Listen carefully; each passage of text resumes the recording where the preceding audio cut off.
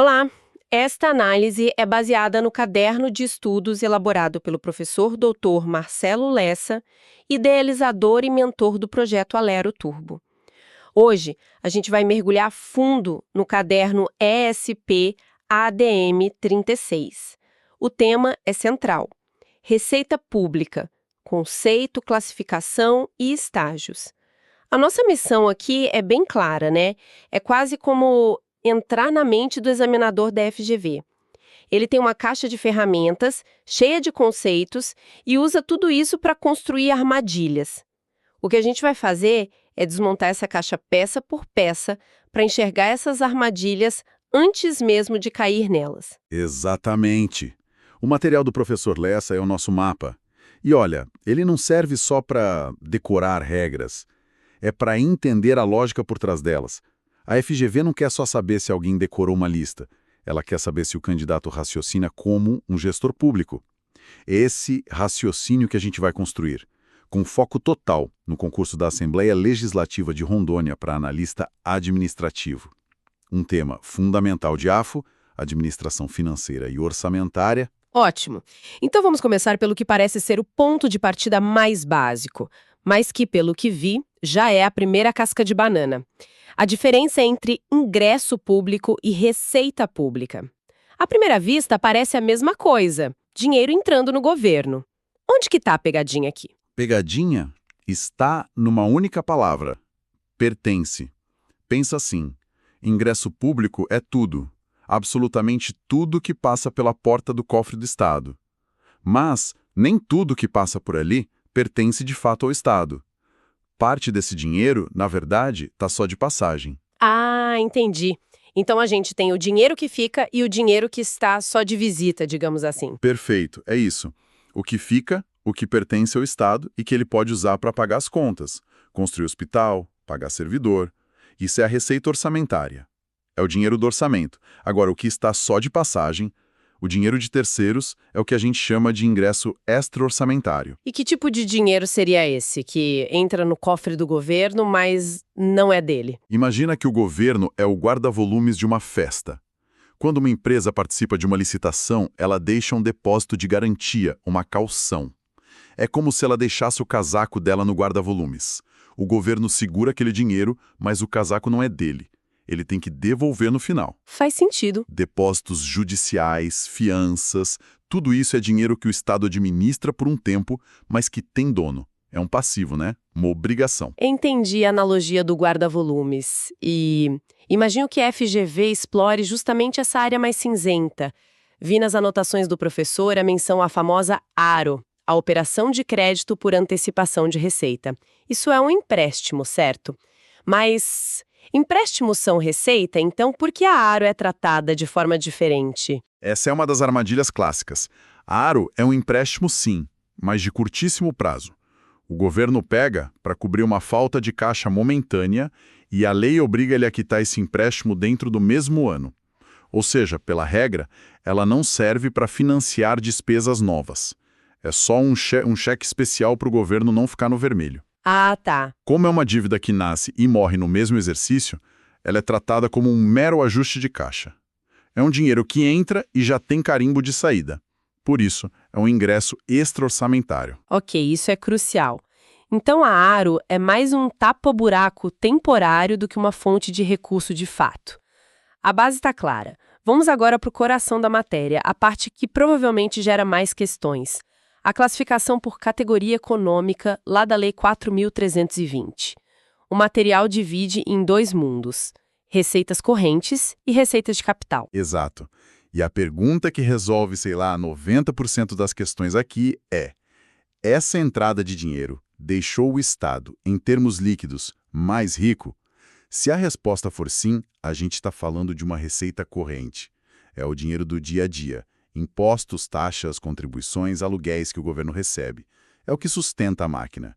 O patrimônio líquido do Estado aumenta. E se a resposta for não? Se o Estado não ficou mais rico com aquela operação? Aí, muito provavelmente, é uma receita de capital. Aqui não tem um aumento da riqueza líquida. O que acontece é uma troca, uma mutação no patrimônio. Por exemplo, o governo vende um prédio que não usa mais.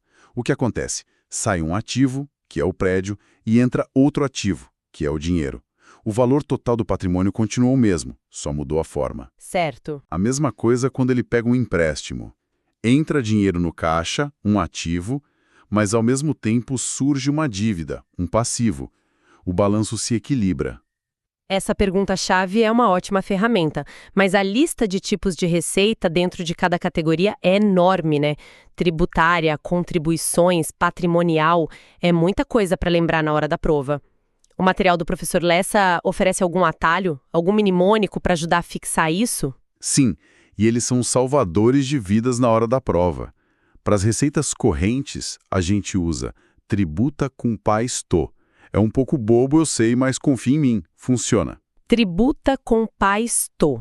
Deixa eu decifrar. Tributária, contribuições, patrimonial, agropecuária, industrial, serviços, transferências correntes e outras. Ok, anotado. E pras de capital? Pras de capital, o mnemônico é opera ali amor, Opera ali amor.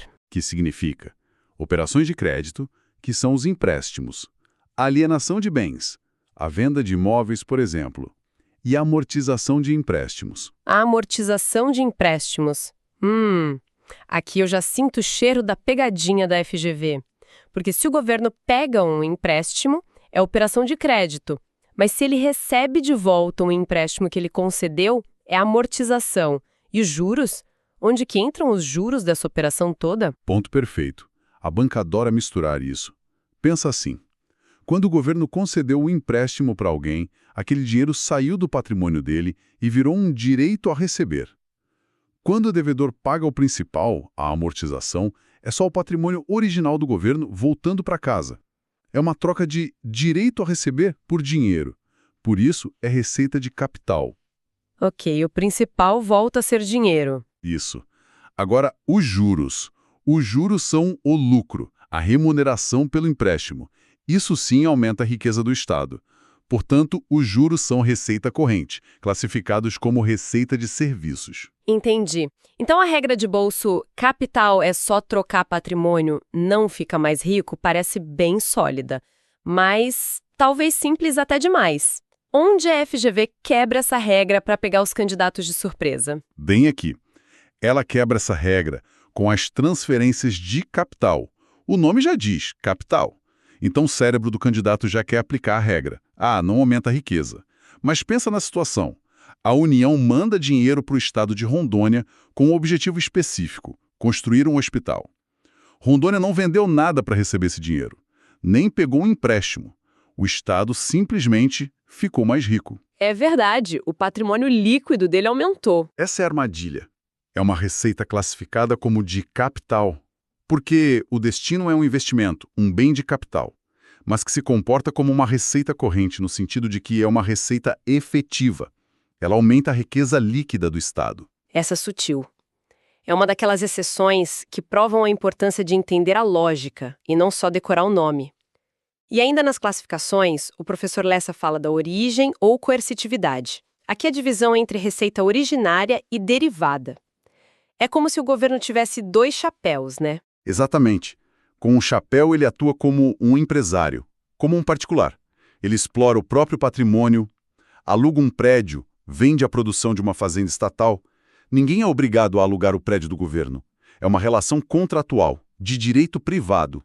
Essa é a receita originária. E o outro chapéu? É o chapéu da autoridade, do soberano. Aqui o Estado usa seu poder de império para obrigar o cidadão a entregar recursos. A relação é de coerção, é direito público. O exemplo máximo são os tributos, claro. Impostos, taxas, contribuições. Ninguém paga IPVA porque quer. Paga porque a lei manda. Essa é a receita derivada. E as multas também entram aqui. Certo. A FGV deve usar exemplos do dia a dia para testar isso. Por exemplo, um pedágio e a taxa de lixo. Os dois parecem obrigatórios na prática. Se eu quero passar na estrada, tenho que pagar. O lixo é coletado na minha rua, tenho que pagar. Porque um é originário e o outro é derivado. A diferença está na natureza jurídica da coisa. No pedágio, você está pagando um preço público por um serviço que você escolhe usar aquela rodovia específica. É uma relação contratual. é uma tarifa, portanto a receita é originária. Já a taxa de lixo é um tributo. O serviço é colocado à sua disposição e o fato gerador da obrigação de pagar acontece independente da sua vontade. Você não pode cancelar a assinatura da coleta de lixo. É compulsório? É compulsório. Por isso, a receita é derivada. A FGV vai tentar te convencer que a tarifa do pedágio é derivada porque é o Estado cobrando, mas a chave é a voluntariedade da relação. Ok, então já conseguimos colocar as etiquetas certas no dinheiro. Corrente, capital, originária, derivada. Mas isso tudo é no papel. Como esse dinheiro teórico faz a jornada do bolso do cidadão até a conta central do governo? Quais são os passos práticos? Ótima transição. O dinheiro não se teletransporta, né? Ele segue um caminho bem definido, com 4 estágios que o professor Lessa resume no mnemônico PLAR. PLAR. Previsão, lançamento, arrecadação e recolhimento. PLAR. Vamos um por um. P de previsão. Isso soa como a fase do planejamento, certo? Exatamente. É a estimativa. Lá na elaboração da Lei Orçamentária Anual, a LOA, a equipe econômica prevê quanto espera arrecadar com cada tipo de receita no ano seguinte. É um exercício de futurologia com base em dados. Depois vem o L de lançamento. O que acontece aqui? O lançamento é o ato que transforma a previsão em algo concreto. É o momento em que a autoridade administrativa verifica que o fato gerador aconteceu, tipo ser dono de um imóvel no dia 1º de janeiro, aí ela calcula o valor exato devido e identifica quem tem que pagar. O carnê do IPTU que chega na sua casa é o exemplo perfeito do ato de lançamento formalizado. Certo, mas espere um pouco.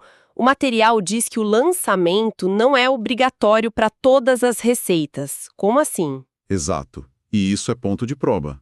O lançamento é típico dos tributos. Mas imagina que o Estado recebe uma doação em dinheiro. Não existe um fato gerador a ser verificado ou um valor a ser calculado.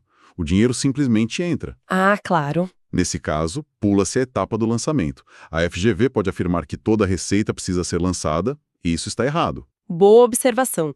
Seguindo o PLAR, temos o A de arrecadação e o R de recolhimento. Para mim, soa como a mesma coisa, o governo recebendo dinheiro. Qual é a diferença? A diferença é crucial e está ligada a quem está com o dinheiro em cada momento. A arrecadação é quando você, o contribuinte, paga o boleto no banco. É o fluxo de dinheiro do cidadão para a rede bancária autorizada. O dinheiro já saiu do seu bolso, mas ainda não está no cofre central do governo. Ah, então recolhimento é o passo seguinte. Precisamente. O recolhimento é quando os bancos pegam todo o dinheiro que eles arrecadaram dos contribuintes e transferem para a conta única do Tesouro. É o fluxo dos bancos para o governo central. Certo, para ver se eu entendi. A arrecadação é o dinheiro chegando em vários bancos diferentes e recolhimento é quando todos esses bancos varrem o dinheiro para dentro de um único panelão do governo. É essa a imagem? Essa é a imagem perfeita. E o recolhimento concretiza um princípio orçamentário importante, o da unidade de tesouraria. A FGV adora inverter a ordem ou confundir os conceitos desses 2 estágios. Certo, passamos por toda a teoria, vamos agora para aquele resumo de ouro, integrando os pontos mais importantes que o professor Lessa destaca no fichamento do material. Uma revisão estratégica rápida. Ponto 1. Toda receita corrente é efetiva, ou seja, sempre aumenta o patrimônio líquido. Regra geral, sim. O imposto pago aumenta a riqueza do Estado, mas a FGV pode cobrar a visão contábil da coisa. Quando o governo recebe um valor de dívida ativa, por exemplo, do ponto de vista contábil, isso é um fato permutativo. O Estado está apenas trocando um direito a receber, que já estava no ativo dele, por dinheiro que também fica no ativo. Não muda o valor total do patrimônio, só a composição. Exato. É uma exceção técnica, mas que pode aparecer na prova. Ótimo. Ponto 2. O inverso. Toda receita de capital é não efetiva, ou seja, só uma troca? A gente já viu que não, e essa é a exceção que mais cai em prova. Exato. A das transferências de capital. É a doação que um ente recebe de outro para um investimento. É de capital pelo destino do recurso, mas é efetiva porque aumenta sim a riqueza líquida de quem recebe. Uma armadilha sofisticada. Perfeito. Ponto 3 do fichamento. Dívida ativa. Quando o governo finalmente consegue receber aquele imposto antigo, atrasado, como ele classifica essa entrada de dinheiro? A regra de ouro aqui é: A arrecadação da dívida ativa mantém a mesmíssima natureza da receita que a originou.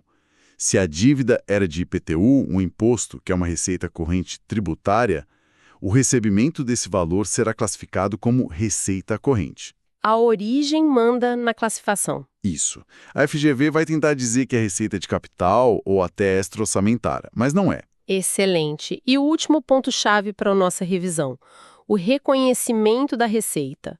Para o orçamento, o que importa é quando o governo tem o direito de receber ou quando ele efetivamente recebe o dinheiro. Para o orçamento, o que manda é o caixa. O que importa é o dinheiro entrando. Portanto, o regime é o de caixa. E a receita é reconhecida, ou seja, considerada realizada, no momento da arrecadação. Quando o contribuinte paga no banco. Isso. Já para a contabilidade patrimonial, que quer mostrar a foto mais fiel da situação, o regime é o de competência. A receita é reconhecida quando acontece o fato gerador, mesmo que o pagamento só ocorra meses depois. E a banca adora fazer uma salada com esses dois regimes. Com certeza. Ufa! Cobrimos bastante terreno. Fica muito claro que a chave não é decorar listas, mas entender a lógica por trás de cada classificação e a sequência exata de cada estágio. É pensar como a FGV pensa. Sim. E aquela sua pergunta-chave parece resumir quase tudo, né? Qual delas? Se eu estiver diante de uma questão sobre classificar uma receita como corrente ou de capital, a primeira coisa a fazer é perguntar: essa operação deixou o Estado, em termos líquidos, mais rico ou foi só uma troca de ativos ou a contração de uma dívida? É verdade, essa pergunta é um canivete suíço para a prova de AFO. Ela resolve a maioria dos dilemas e desarma as pegadinhas mais comuns. Exatamente. Para encerrar nossa análise, o professor Lessa nos deixa uma mensagem inspirada em Mateus 22, 21. Dai a César o que é de César e a Deus o que é de Deus. A receita pública é exatamente o que é de César. E entender todo esse mecanismo da sua origem até a classificação é o primeiro passo para garantir que ela seja usada para o bem comum, com transparência e eficiência. E fica aqui uma provocação para aprofundar os estudos. Depois de todo esse caminho para classificar e arrecadar o recurso corretamente, qual seria o próximo passo crucial na jornada desse dinheiro para garantir que ele de fato se transforme em valor para a sociedade e não se perca no complexo labirinto da execução da despesa? Esta análise foi integralmente baseada no caderno de estudos do Projeto Alero Turbo, de autoria do professor Dr. Marcelo Lessa. Para mais conteúdo estratégico como este, inscreva-se no canal e acompanhe o trabalho do professor.